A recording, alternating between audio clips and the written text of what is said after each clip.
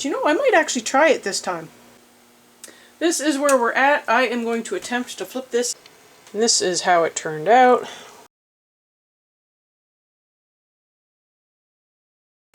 Welcome back to my kitchen. Thank you so much for joining me today. If you're new here, I'm Catherine, the Aerogarden homesteader, and today I am doing a turkey dinner with everything I can find in the pantry. So I'm not going out and buying anything to make this dinner. I have some carrots in the fridge, I have some onions that are starting to go bad, got some canned vegetables, box of stovetop that's been in there for who knows how long. Same goes for the mashed potatoes, honestly. And we have turkeys left over from when the stores were doing turkey sales in the fall and winter. So there is no rhyme or reason as to why I am doing this dinner, except for the fact that it is cold outside, so today is a good day to warm up the house. And when's the next time I'm going to be able to do this? On top of that, another good reason to do this is it'd be nice to clean out a little bit of space in the pantry and the freezer. So we are doing turkey dinner. Now it is pretty close to Easter, so you know, I mean, it's a nice fancy meal for Easter holiday, and that works for us. It is the middle of the week, so the kids are at school. I don't have to worry about kids underfoot or any, you know, having to help them with stuff. So I'm just going to get this going and we'll have turkey for dinner. So who cares if it's the middle of the week? Okay, I don't normally peel my onions. If I get some roots, sometimes I might peel them, but they're going in the bottom of my stock or the turkey container, so it doesn't matter. I will wash them though, and I will give them a scrub to get the roots and things off, but I find carrots just don't need to be peeled. It just doesn't matter. It does not take much, but it does get the roots off, and at least now I know they're clean. So I'm probably going to cut the bottoms off because I feel like those are a reasonable size. They will cook up okay. But these other ones, they're a little bit thicker at the top, so I'm going to cut them in half, carefully, and then I'm going to cut them into, what's that, about 3 inches? So, give or take. They will go under the rack. So I will have to lift the rack up and put everything under there. I don't normally cook with a rack. I think I've used this rack like once. Don't feel like you need to have a rack. I normally put like the carrots and onion chunks underneath, and the turkey normally sits on that. But I decided, you know what, I had to pull out the box with the roaster. I might as well use the rack. So I will cut my onions into quarters. You can probably leave the root end on if you want as well. It helps it hold together, but, you know, like, who cares? I guess I mean eighths because I cut each half into quarters. And that will just sit on top of the vegetables. I will put in a little bit of water. I think that's something I always forget to do, is to put a little bit of water in. It does help the carrots cook. I can't tell you how many times I have eaten a hard carrot after it's been in the oven for 5 hours, and I just don't understand what I'm doing wrong, and I think it's actually not putting water in the bottom. I got another onion here. This one's definitely in worse shape. Ooh, yeah. Okay, we are working with a 15-pound turkey today. It's like 14 3/4, so I'm gonna call it 15 pounds. It's been in our freezer for quite a while. I don't think we got it last year. I think we might have gotten it the year before. We just don't go through turkeys as quickly as we think we can. Okay, I don't normally wash my onions, but that one had a bit of mold on it, and I definitely wanted to make sure I got the mold off. Same goes for the knife. And I am being careful where I am putting it on the cutting board, that I don't put it in any area where I had the mold as well. No need to adjust mold. Okay, so that is that. So I do have 2 more turkeys in the freezer, and knowing us, in the fall, turkeys will go on sale again, and it'll be like, oh, if you buy this amount of groceries, you get a discounted or free turkey, and yeah, we'll probably end up getting more turkeys, so we do like turkey. Okay, that is that. I need to clean up the onions, and just for timing purposes, I'm going to take you through the whole thing, like literally, start to finish. I'm going to make turkey stock. I'm probably going to try to make a turkey pot pie. I will be making turkey soup. I'll be canning that stock, so start to finish, everything. I might have to move the garbage can.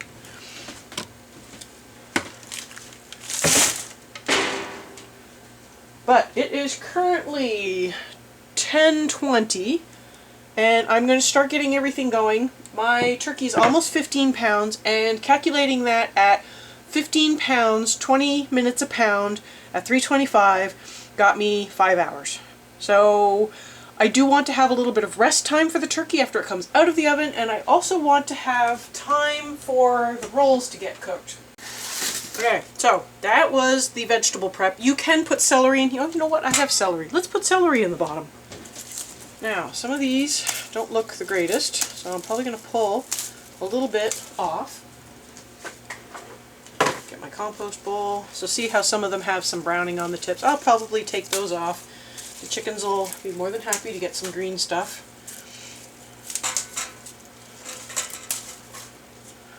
Now, normally I would eat the celery, but this celery is kind of in sad shape, so I don't think it's going to survive the cooking cycle. And I'm going to cut the ends off.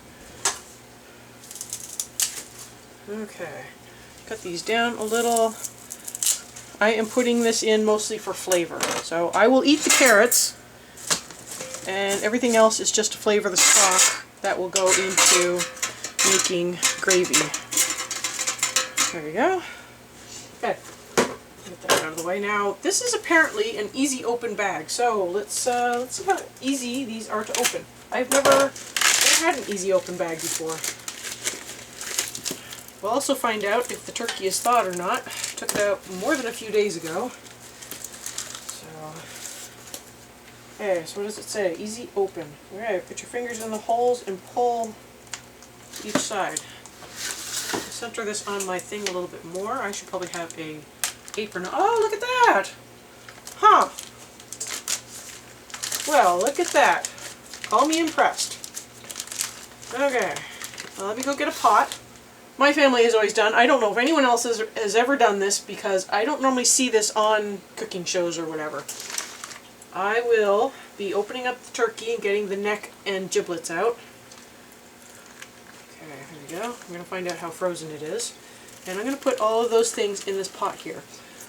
I normally add, so I will go track down another onion and some more celery, and I will put that in the pot with the neck and giblets and create a bit of a stock with it, and that will also go into my soup. This is still kind of frozen.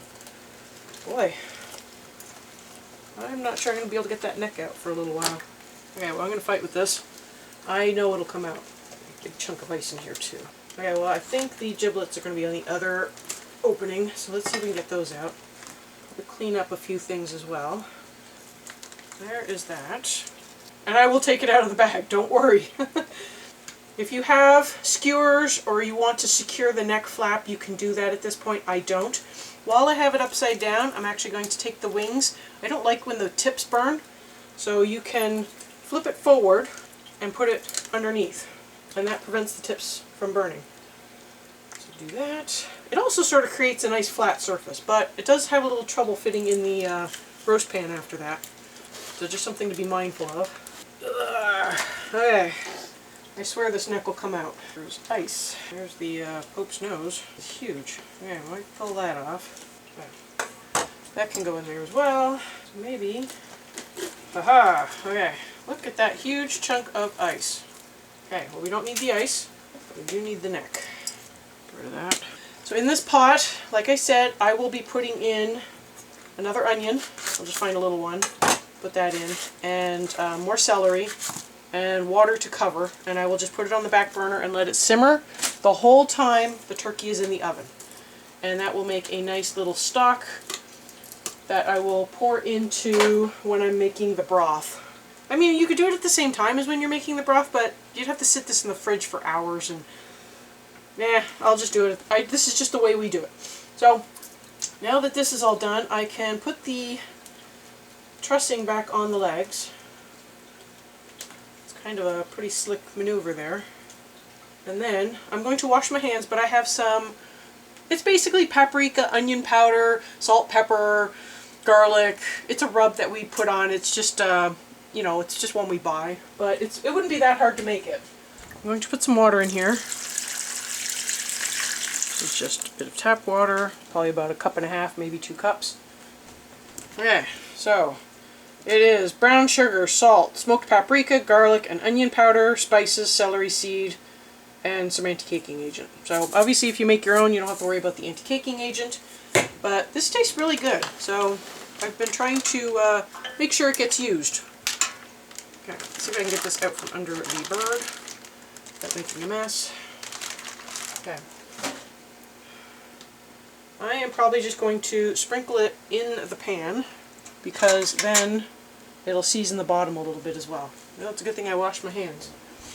You can also, I don't normally do this, but I know my mom sometimes does, is you can put onion halves in the cavity of the bird, so it helps flavor it. I've heard of people putting in lemon wedges and sprigs of herbs, so it's really a you do you, what flavor profile you want for your bird. This will suffice.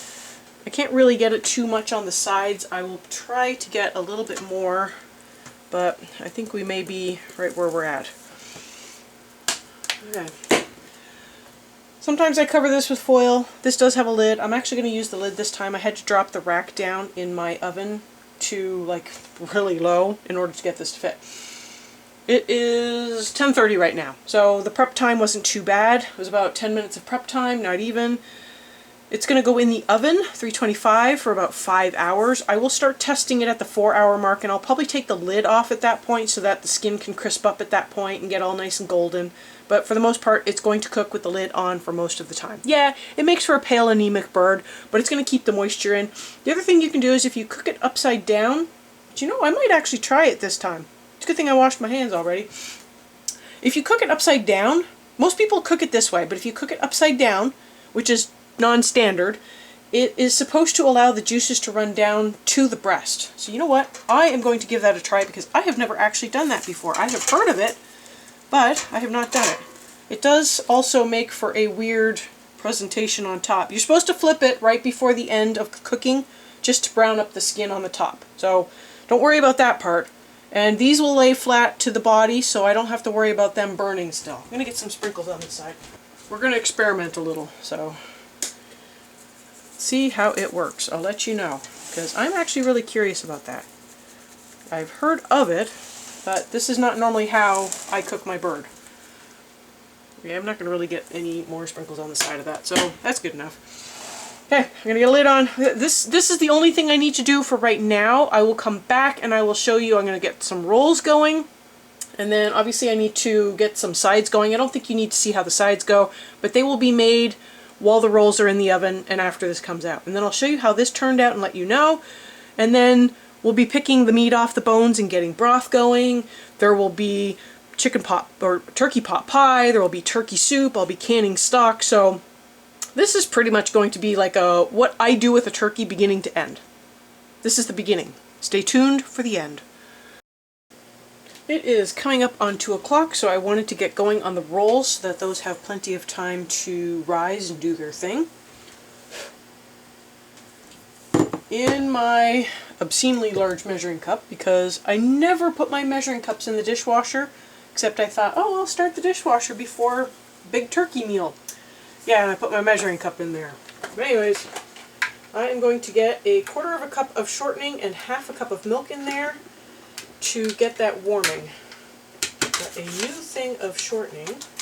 I found some butter flavored shortening on sale, and it was like a screaming good deal, but it's going to expire this summer, so that's probably why it was there. It's going to expire soon.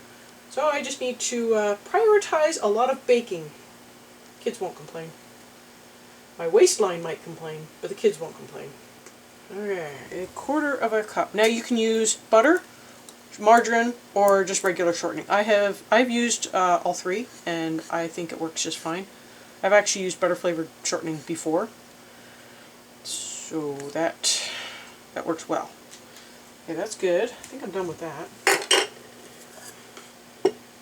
And then I need 1/2 cup of milk. If you have buttermilk powder that you want to use, or buttermilk, that will work as well. I have very icy milk. It came out of the freezer, and it has not thawed yet. But that's okay. That's what this is good for. So I'm going to get that in the microwave. I'm going to gently melt it. I want the shortening to be a little bit solid so that when I stir it, it's not too hot for the yeast. While my butter and milk mixture are warming up, I am going to put in a teaspoon of yeast. So these are my fridge rolls. I don't know if I've ever made them for you before. I think I did. I think it was part of my sourdough recipe series that I was doing. So it does call for yeast, but it is a bulk ferment in the fridge. So that's why I felt it was appropriate, because not everyone has done bulk fermentation in the fridge. I am just going to do this at room temperature, and I'm just going to cook this up for tonight's dinner. But this is only quite a quarter of the recipe, but yeah, it's about a quarter of the recipe. So it'll make a more reasonable amount of rolls. Because this recipe, it makes a ridiculous number of rolls. Okay, I'm going to get in my sugar. Sugar is optional, but I think my kid would complain if I didn't put it in, because I think that's the only reason why he likes these rolls. 2 tablespoons of sugar. And I have significantly reduced the sugar content in this. It used to be ridiculously sweet. It was weird. Okay, then, let me see. So I'm just waiting for the milk, although I can put my salt in. It calls for about half a teaspoon of salt. So that's the milk. Give that a test. So at this point, I think the only thing I'm missing is the egg, the flour, and the butter mixture. My milk and butter mixture finally came down to the safe zone, so I am going to get moving on to the next ingredients. I will be putting in a 1.5 cups of flour. Now, I could have let the milk and shortening mixture be a little more on the warm side, but I did get it down to 110, which is a safe zone for it. But since I'm putting flour in here, that will help protect the yeast from the heat of the milk. So if I had been a little bit over, I would have just gone with it, but I wasn't a little bit over. Okay, let me get my egg in there, a nice clean egg, and then we will get this in. I did end up putting in a small splash of cold fridge water, so I might need to add a little bit more flour just to compensate for that. This is actually, since I know what the dough is supposed to feel like, I will know, yeah, that's really wet. So I will just add a little extra flour to it. It needs to be like a shaggy dough. It will not come together like a ball of dough. It is just a very shaggy, messy dough. But it's not this wet normally. So, okay, looks like I'm probably going to need another 1/2 cup, but we'll see. See how much it takes. If it takes more, it takes more. Okay, that was another almost 1/2 cup. Ooh, I think it needs a little bit more. That's still rather wet. It's about another 1/4 cup. Okay, there we go. So see how it's shaggy, it's still a bit sticky. So that's pretty darn close to what we're looking for. Put it in a tiny bit more just to see if I can make it slightly less sticky, but it'll still be a shaggy, sticky dough. I think that the fridge, just having it bulk ferment, cold ferment in the fridge for the 24-hour period, it does help with that, but I didn't plan ahead, so we're just going with it. Okay, so that is mostly holding together. I can see it's still shaggy, still a bit sticky, but that's kind of what we're going for.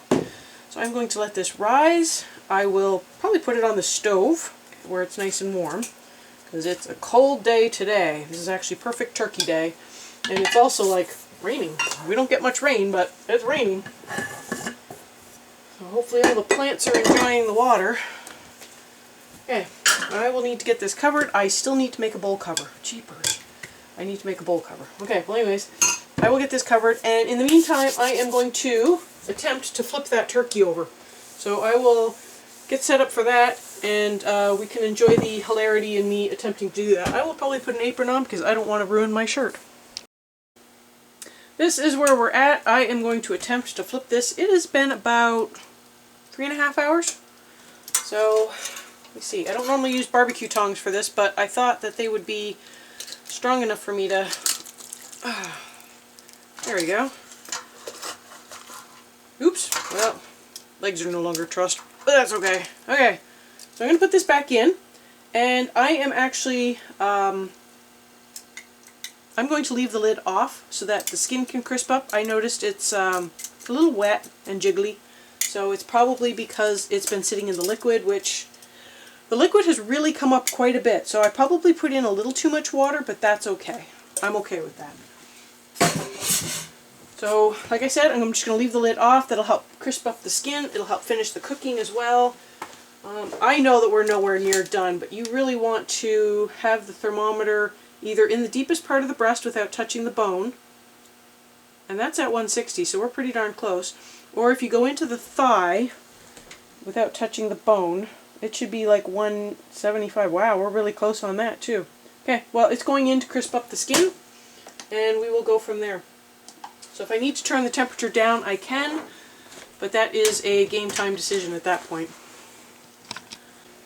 It's been a little over an hour, ever so slightly more than an hour, and it doesn't look like it's risen much, but when I press on it, I can feel that it is, that it has risen. So I'm going to get this out, and to scrape this out. To scrape it out, I'm going to get it shaped and on a cookie sheet, and then let it rise again. I have no space in my kitchen. Surprise, surprise. Just roll this into a bit of a log, and then see what we can get out of this. 8, I think. So that's not too bad. Some of these are slightly bigger than others. I normally like to use a scale, but alright, I think we're good. So I don't know if you've shaped rolls before, but you just want to sort of bring it together and it'll seal on the bottom. Ooh, they smell nice and buttery. Now, this one was a little bit big. Okay, well, I've gotten between 8 and 9 out of this recipe before when I do this small amount. I put them relatively close because I do want them to touch ever so slightly to create those nice soft spots, but otherwise, this is what we're looking at. So this will go in the oven in about an hour and a bit, depending on how they look and depending on what the oven's doing. And they will bake at 350 for about 20 minutes or until golden and cooked through. I will show you how they look, I'll show you how the turkey dinner looks, and then we will move on to making the broth. I'll probably put the pot pie and the soup into a new video just because those kind of go together in a way, and I don't want this video to get way too long. If you like longer format videos and you want more vlog style where I'm just showing you what my day is like, I can do that, but right now this is sort of the format I've picked, and I'm probably going to stick with it for a little bit unless, enough people start saying they would prefer vlogs over just recipe format videos. This is the turkey. It's been sitting out for about 45 minutes to an hour. It looks pretty good. The meat has definitely pulled away from the bone, so I hope it wasn't in. It might have been in for a little longer than it needed to be, but I really wanted to make sure the skin was crisp, and for some strange reason, I have a hard time cooking whole birds in that it's like it's cooked on the outside, but the meat near the bones is still raw. So I always give it a little extra, and we're okay with that. I'd rather it be cooked than unedible. Here are the rolls. Now this is showtime, so the rolls are ready to go in the oven. The oven is preheated. On the stove I have a pot staged for the stuffing. I have some of the drippings from the pot, the roast pan. And then over here I have the pot ready with the stuff for the potatoes. And I'm just doing instant potatoes. If I were doing fresh potato and just peeling it and cubing it, it would have already been peeled, cubed, sitting covered in water, ready to go. So this is basically showtime. I'm going to put the rolls in the oven, I'm going to show you how I make gravy, and everything else I'm just going to get heated up, and then it's just to dump and stir on those ones. And then I will serve up a plate and show you how it looks. I will also pull the carrots out of the roasting pan along with the rest of the juice, and the carrots can be eaten, and the juice will be, I'll just put that in the same pot as the stock, which I have already, the stock I was making with the giblets in the neck is already in the stock pot, and that will just get all rolled into one big pot with the bones from the turkey after I debone it. And this is the stock pot. I just dumped everything in here. I will probably just leave it the way it is. I picked out the giblets and the organ meat just because I don't need to get extra flavor from that. I've got enough flavor. I will leave the bay leaf in and everything else, and it'll just roll all into the stock. Gravy. So I have about 1/3 of a cup of flour and approximately 2/3 of a cup of water in here, and I shook it all up to create a, I don't know what you would call this. My heat is on medium-high, and I'm going to whisk this in, and this will help thicken the gravy. Now, this is not a roux-based gravy. You can use just about any thickener of your choice to do this. So you can use cornstarch, or if you've got arrowroot powder, any of those. I'm not a fan of the texture that cornstarch gives. I prefer flour. You could also do this as a roux. I have not done gravy as a roux. This is the way I was taught to do gravy. But if you want to do a roux-based gravy, you would put your butter in, melt it, add your flour, cook your flour up. Then you would add in your drippings little by little, whisking constantly to bring it all together, and, you know, just add enough drippings to make it as thick as you want it. This way I kind of have to keep adding more flour to get it to the thickness I want it. I will wait for this to start thickening. I like a decently thick gravy, but I don't want to be able to cut it with a knife. And if you can whisk and drizzle at the same time, it will help with your lumps. Obviously, getting enough flour, water to flour will help as well. And if you do have lumps, I mean, it happens, just pour it through a strainer and it is all good. I don't make a ton of extra gravy because I'm the only one who eats it. So I make enough gravy for me to enjoy for a couple of meals, and some extra gravy for putting in soup because I like the thickening it gives, and it gives it a little extra flavor. If you don't like how pale gravy can get, you can also put in Maggi seasoning, or it's a Kitchen Bouquet or Maggi. One of them has, it's like a browner, and it'll make your gravy a little darker in color. I used to use it all the time when I was at home, and I can't remember what it's called, and I haven't used it in years, and you know what? I don't care if my gravy is anemic. You could, if you don't have any salt in it and you wanted to salt it, you could add a touch of dark soy sauce, but you know, I wouldn't want to change the flavor too much. That also doesn't help very much if you're gluten intolerant, because most soy sauces have wheat in it. Okay, this is not quite as thick as I want it, but I'm not sure if it has heated up enough to start thickening. So I'm going to give it some time and then go from there. I don't think you need to see me pouring in potato flakes or stovetop into a pot. I basically just bring those up to, you know, hot, and add the product and give it a stir, and then cover it and let it sit. And then I fluff and eat. So, but I will definitely show you the end product. We're going to have a whole bunch of different vegetables and mashed potatoes with gravy, stovetop. I have some cranberry sauce that I made 2 years ago. I don't know if I did it for this channel or not. I would have to look back through my archive. I don't think I did. I don't think I had started the channel at that point, but I'm not 100% sure. But I definitely have some cranberry sauce that I will enjoy with this as well, because nobody else will enjoy it with me. Okay, I'm going to put the rest of this in. This was about 2 cups of drippings, so, and about 1/3 of a cup of flour. I'm going to let that sit and go.